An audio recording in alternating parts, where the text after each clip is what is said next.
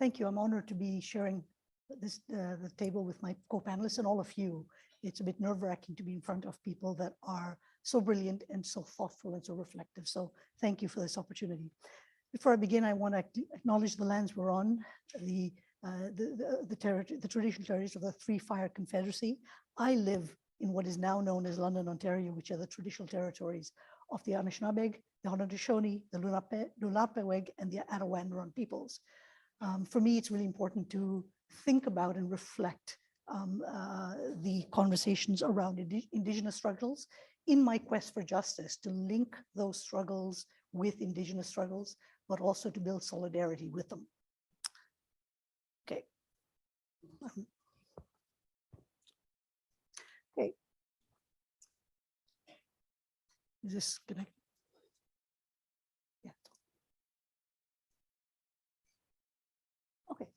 I want to start with the words of Edward Said, of course, who talks about empire. And he talks about empire. Oops, sorry, I went too far. Let's go back. Sorry. Okay.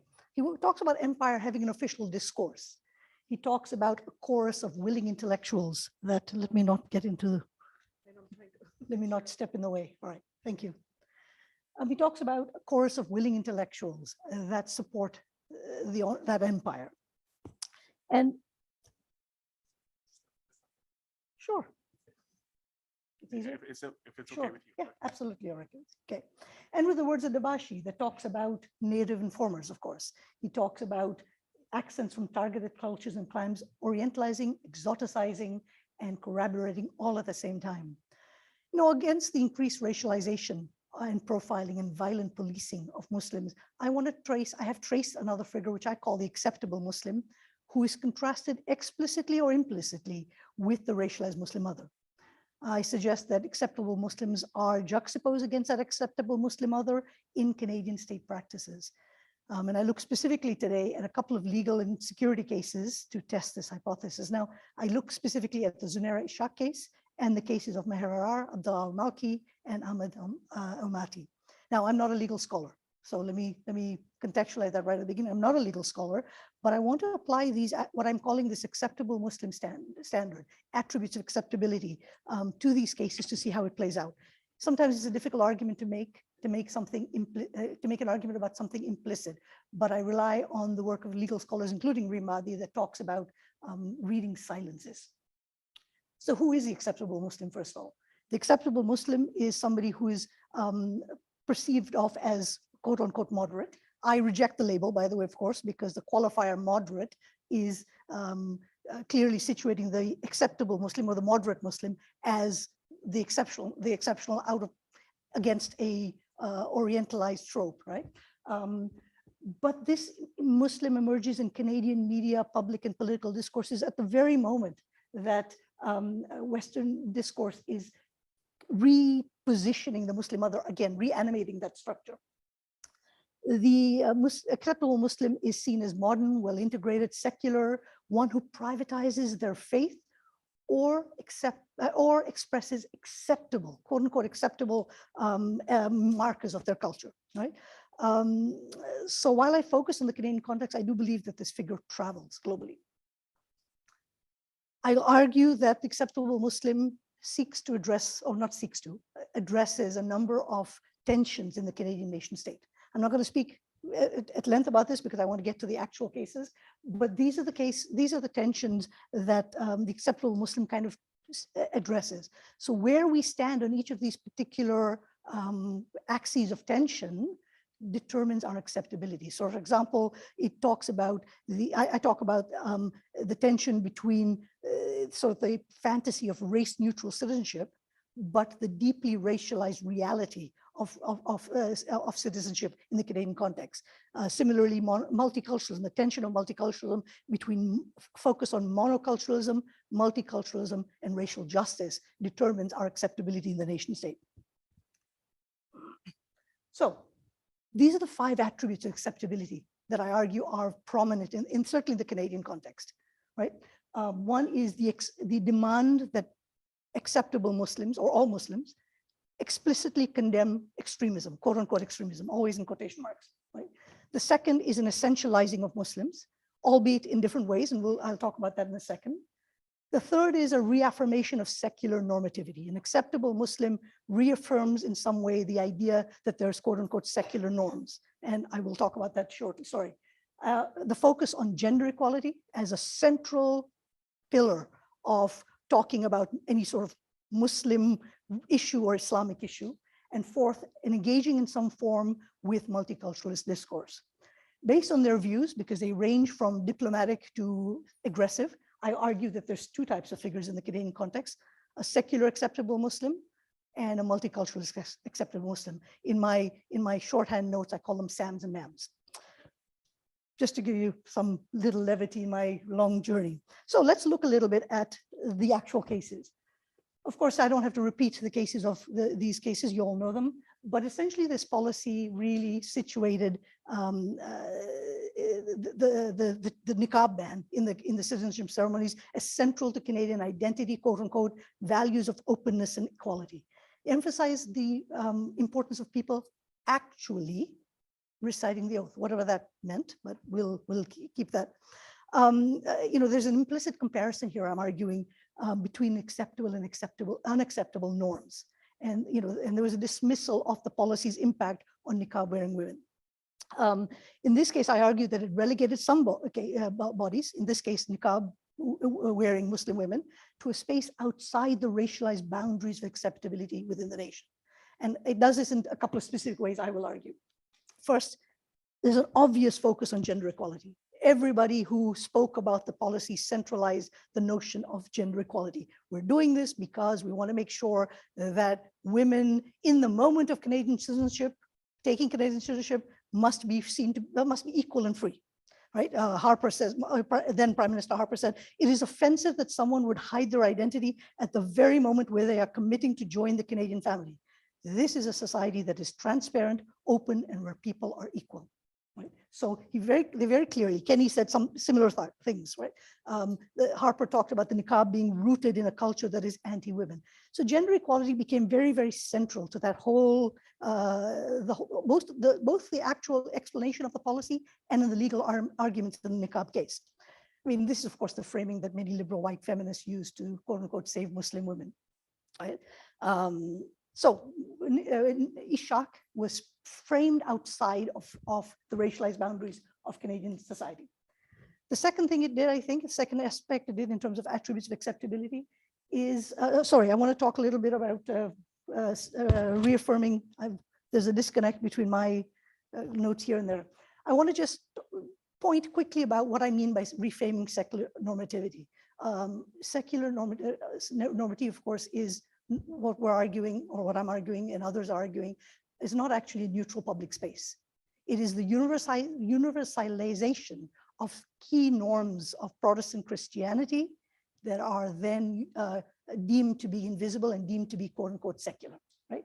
The focus in this case, in the secularism, Western secularism, is on individualized faith, rooted in personal conscience and a relationship with God, individualized, not communal worship, and expressions of religiosity to specific days and times and in specific spaces.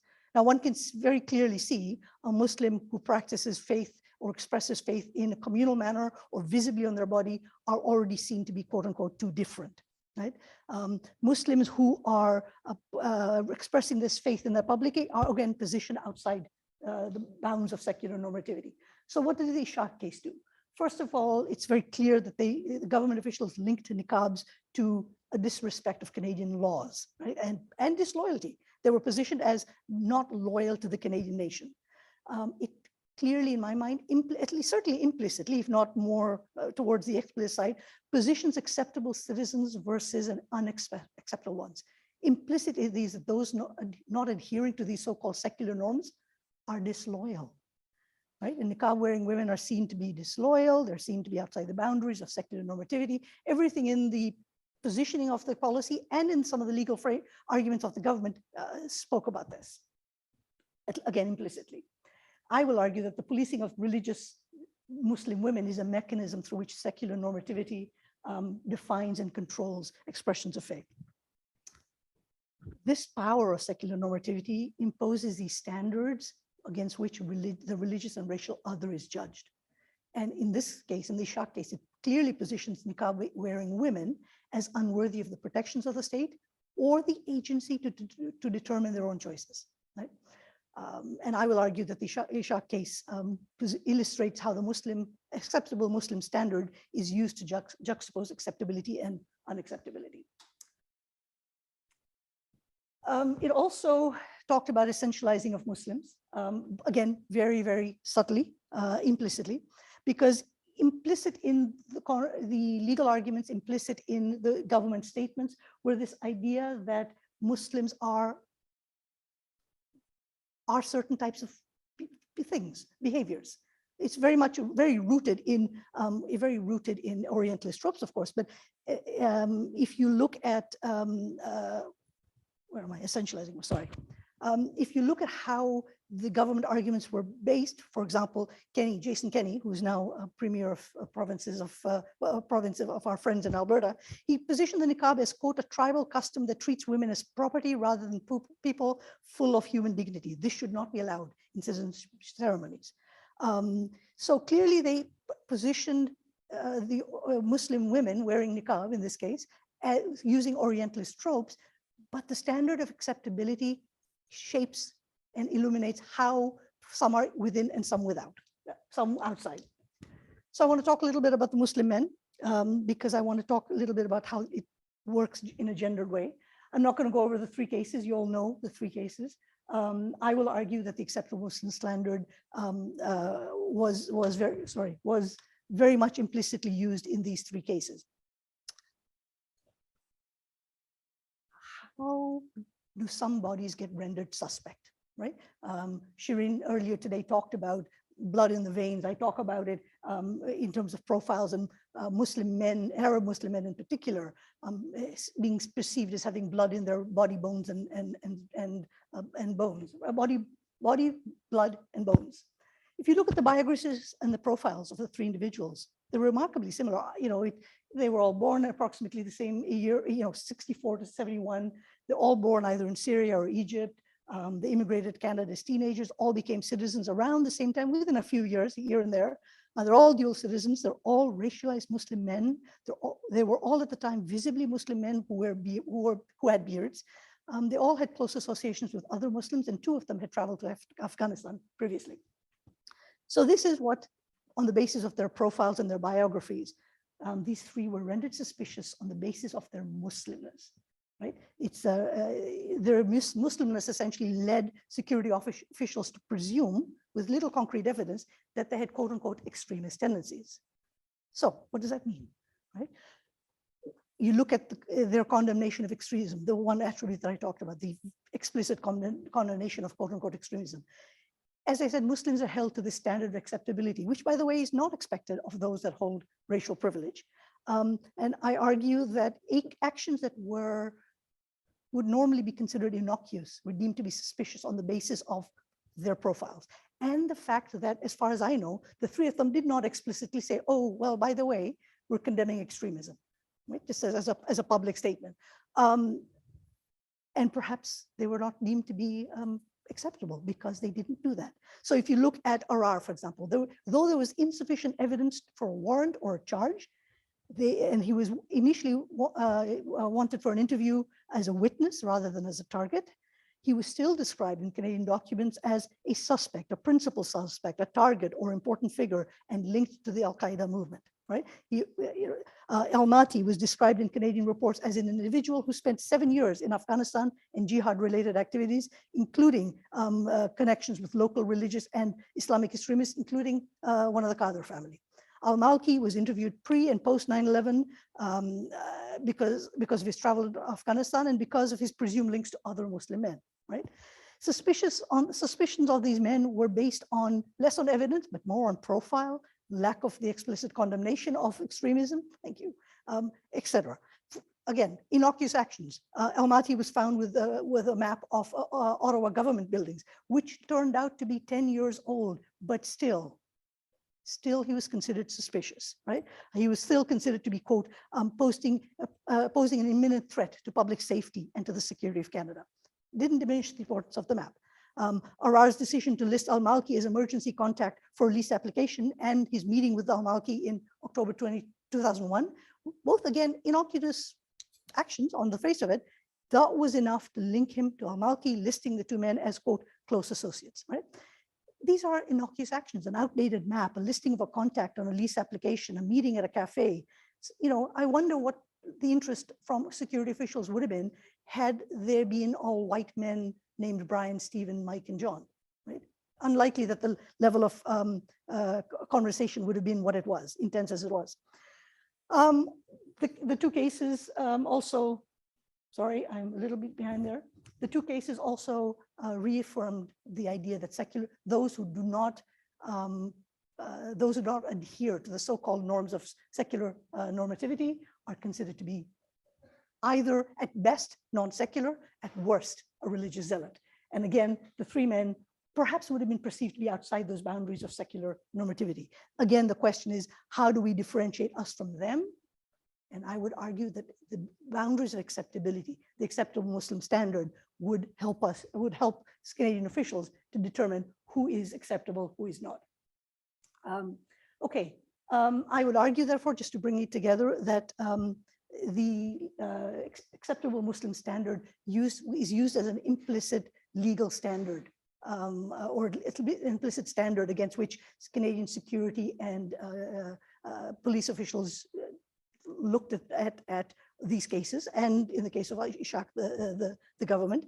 This is what Sunir talked about earlier, this intentional will not to know.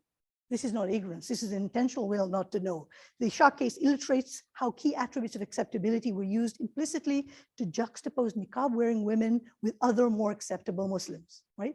In particular, this case positioned Ishaq and others who support the right of a woman to wear niqab as not adhering to Canadian accepted notions of gender equality and the criteria of secular normativity. Both, I will argue, defined by Western notions, right?